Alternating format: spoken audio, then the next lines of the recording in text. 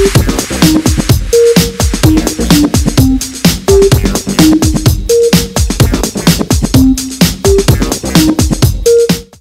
Samantha, how have you been enjoying the con so far? I have been having a great time here. Actually, I'm really excited. This is my first time here as a guest, so.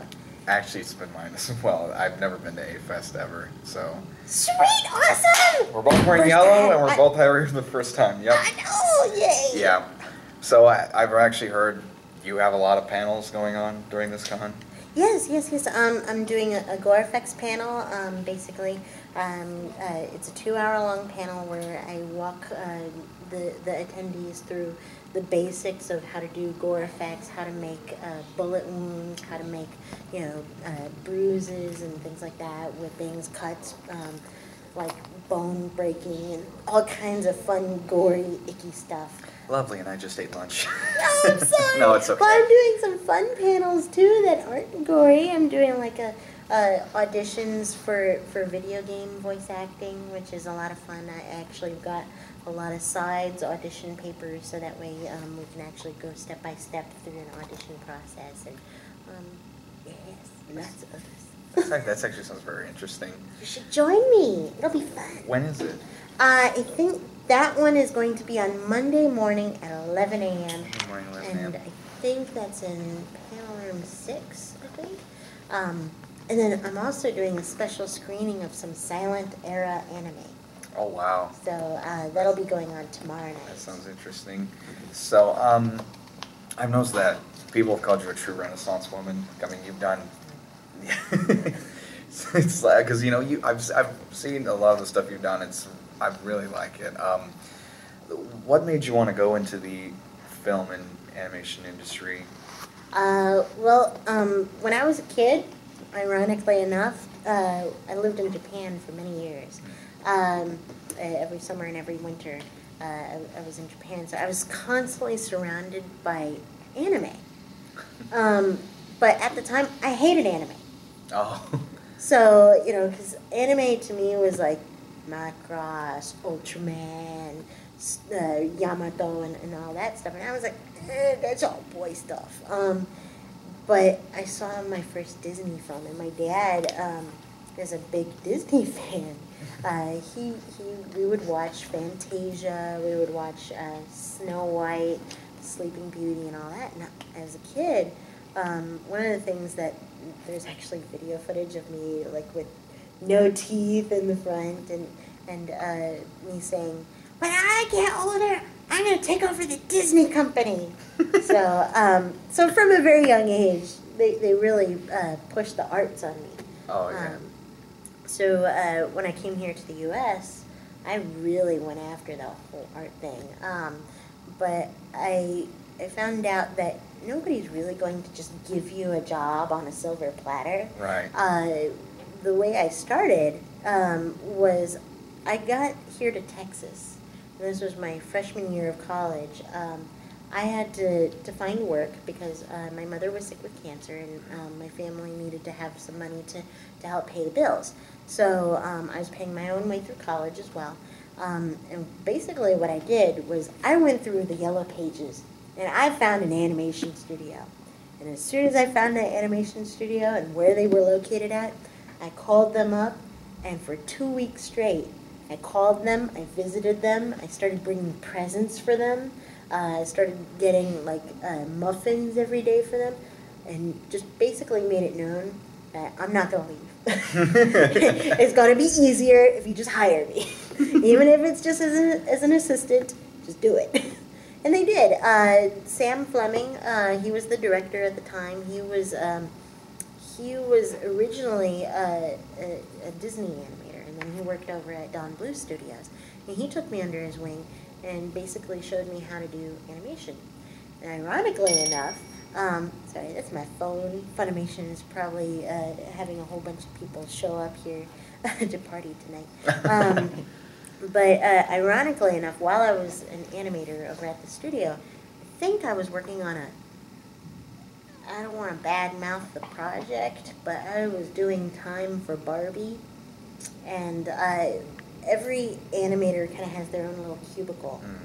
And we don't really see the light of day very much. I was drawing Barbie, and I was talking smack to Barbie. Um, and the producer at the time, his name was Joel Sweeney. He currently lives up in Chicago, very fantastic producer. He does a lot of video game stuff now. He came over in a really Cartman-esque voice, was like, "Hey, Sammy, you have a really annoying voice. You'd be perfect in anime." So, essentially, he called me out because I'm always like wild and hyper inside of the cubicle, and he convinced me to go into ADV Films, which had an office in Austin, just down the street. I went in for my first audition. 2 weeks later, got my first part. And there you go.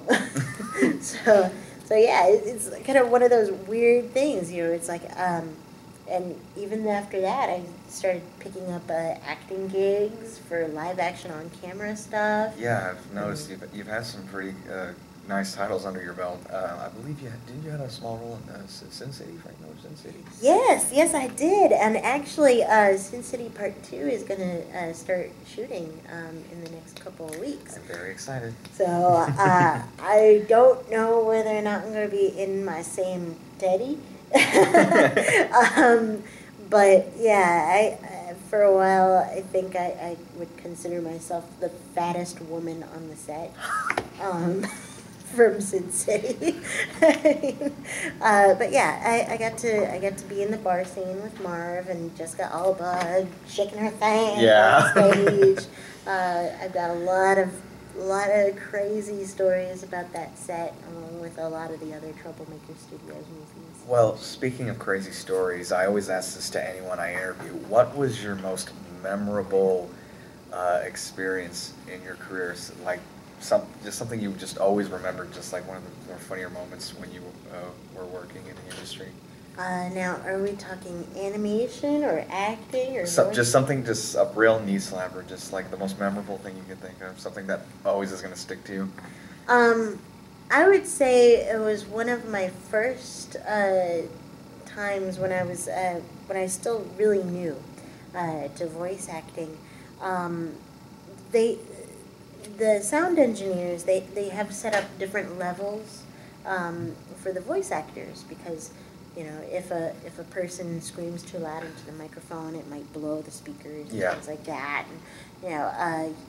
And, well, I was still really new, and so they were like, okay, in this scene, you and this other guy are going to stand inside of the booth, and you guys are both going to die.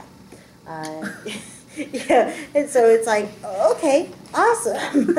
And so the director was pointed at the guy, and he was like, okay, when you see this image, when this image comes up onto the screen, you're going to scream, okay? And then he points to me, and he's like, okay, now after he gets done screaming, you're going to see this red mark, and that's you getting killed. So you're going to scream.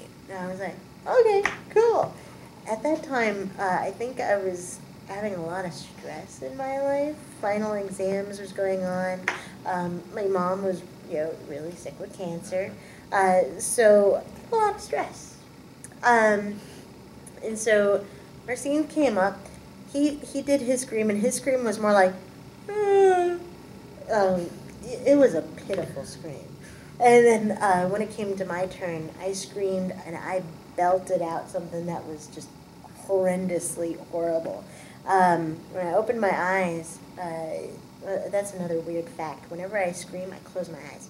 But I opened my eyes, and the guy was not there. And I was like, where did he go? And I looked at his eardrum had popped, and it was bleeding. So he ended up having to go to the hospital. But they didn't set the audio levels. No. And so when I screamed, you have to imagine, there's the sound room, there's the area where the director and the engineers work, and then there's this little lobby, and then there's like other offices outside in the hallway. People from the other offices were coming in. Seeing what was happening. Yeah, they were like, is everyone okay? Oh my goodness, what happened? Yeah, so, and it was so weird because it's like, you only have this little window between yourself and everyone else, and all we see are these heads kind of like peeking in going, are you okay in there? It's like, yeah, I'm fine. He's not. So, I mean, that, and ever since then, I was considered, whenever they needed any screams, any battle cries, or anything like that. I mean, I've had to replace other voice actors. Oh, wow. There's certain shows, I'm not going to name them, but, a lot of times when people scream, they kind of choke up. Yeah. It's like, it's like, no, you have to. And yeah, there have been times when they'll call me in and they'll be like, hey, this actress just can't scream. Yeah. She's not a screamer. It's like, we need you to do this. It's like, okay. Well, I get paid. So yeah, I think that was probably the most memorable thing, and it's funny because that was, I can't even remember the year. I think it was like 98 or 99, somewhere around I know, I'm not going to forget about that now. But yeah, it's, I busted a poor man's eardrum. Oh, man. Well, I got just one last question for our fans.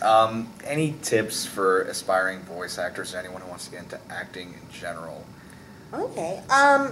Well, the thing that I like to think of is that there's always going to be acting opportunities coming at you from, it's like any direction. Opportunities will happen. It's up to you whether or not you're going to put your foot in the door. And the easy part is actually just getting your foot in the door. The hard part is keeping your foot there. Yeah. It's like staying in that door is going to be the tough part. And you do that by always being on time or being early to any sort of auditions that you do get. You want to have, when I started, I wasn't an actor at all. I just kind of stumbled into it by accident. And that's how most people who do voice acting happen to get into it. I would say about 80% of voice actors started off with, like, luck. But I would say that as somebody who's trying to pursue an acting career, don't put all of your eggs into one basket. Because acting is one of those things where you have to have good, strong marketing skills. You have to be able to sell yourself in order to get the jobs. But then at the same time, if you have like 20 auditions in a month, you might get one. So, and then not all of those pay a lot. So you have to be able to supplement your pay with other jobs. And that's why I guess you can consider me a Renaissance person, because I don't just act. I do, it's like I do the animation, I do the producing, it's like I'm reading scripts all the time. I'm doing all these other jobs, effects, makeup, it's like, that is the best way, I think, to possibly help, because I know a lot of people, case in point, there was this one actor. Story time. Story time. There was this one guy in Austin, nice guy. He worked at a company, Apple, and he was just one of their consumer help people. They're geniuses. Yeah, they're geniuses. And well, he knew me, and I was like, hey, there's an audition coming up. You should definitely try. Well, he came in, he auditioned. He got what's called a walla part. A walla is basically the background voices that you see. It's like if the two main characters are walking down the street, well, there's people that have to act out all the street people. So he got a minute role, teeny tiny one sentence line, and he got into his head, I'm going to be an actor. This is what I want to do. This is my calling. He quit Apple, Oh, and he was like, this is what I'm going to do. I'm going to do this full time. The director was like, we can't use you full time. We don't use any of our actors full time. You know, at the most, you might get, you know, a couple of hours of work per month. You know, that's not going to pay the bills. And so he was like, well, I'm going to move to Dallas to be near Funimation. And again, you know, it's like he moves up there thinking that he's going to be an actor, and he doesn't make it because he's put all of his eggs into one basket. It's like, no, that's not the way you're going to make it in this industry. Yes, you have to be dedicated, and you have to be able to do the you know, do the legwork, but at the same time, you can't just drop everything else. Mm-hmm. And to this day, you know, it's like I run into him every once in a while. Now he's working IT at a school right now. But you know, I walk past that guy and I'm like, you know, I don't know. It's not my fault, but you know, I kind of feel bad. You know, it's like that he got the stars in his eyes and he just lost sight of what was important. Mm-hmm.